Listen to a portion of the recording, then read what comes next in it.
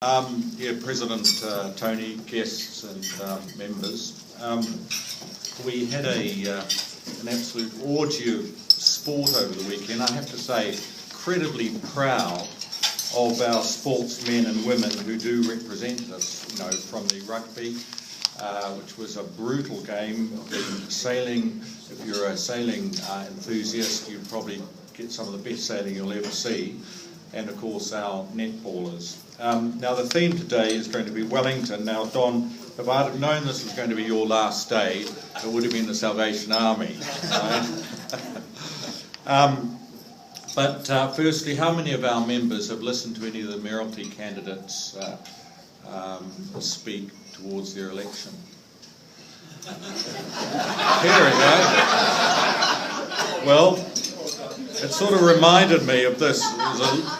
A little girl asked her father, "Do all fairy tales begin with once upon a time?" And the father replied, "No, some begin with if I am elected." And it sort of reminded me that many of the candidates, I think it would be a fairy tale if they got elected, and the corresponding a very bad dream for the ratepayers. I was also interested on Saturday morning reading in the paper in terms of the performance of the council financially in 2012. Does anyone know what revenue our council generates a year? Negative 20 million. No, negative. That would be a real problem, France, if that was the case. No, about 450 million. So it's not a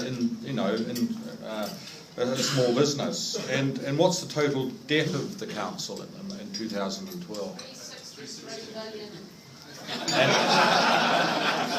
Well, that must be halfway through this year, Kerry. But in 2002, I think you were there, Kerry, were you? Yeah, well, there we are, 94 million. You like that one? But the next question is, and Kerry, you're not allowed to answer this one, what was the deficit that the council ran last year?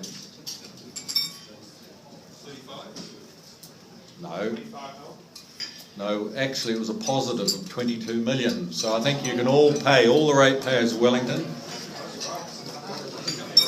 put that money that you would get rated on in the plate. Now, I don't know whether you have seen this book here. A portrait of today and yesterday by a very well-known Wellingtonian, Graham Stewart, and I was fascinated to go through it, and I thought, well, as a little sort of exercise in knowing a little bit about our history in Wellington, I'd ask one or two questions. Now, those historians within this group, I'm sure will know the answers, but I suspect one or two of the newer ones may not. So the first one, what name was originally given to Wellington when the first settlers arrived?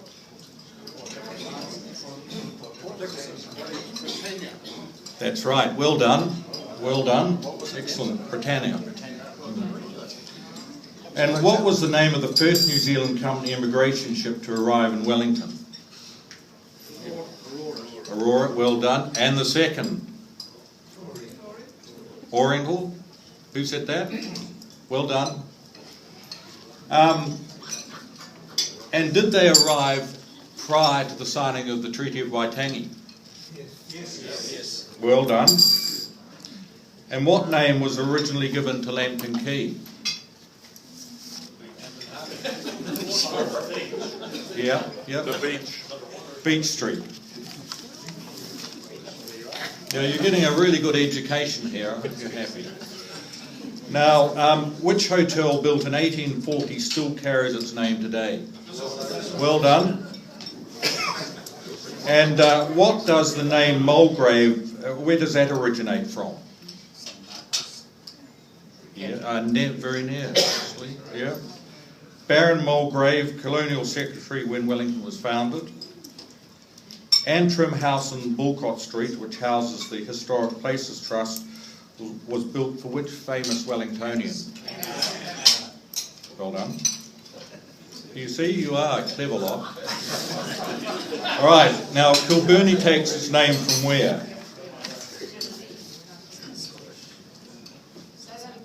Kilbirnie takes its name from where?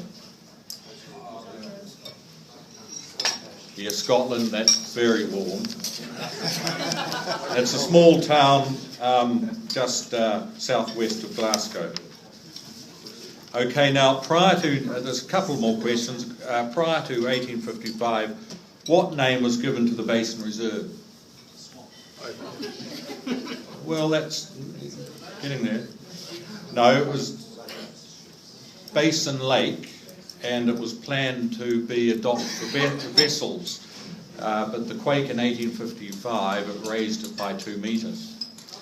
And then, for all those really good historians, what prior to 1888, Brooklyn was known as... That's right, well done.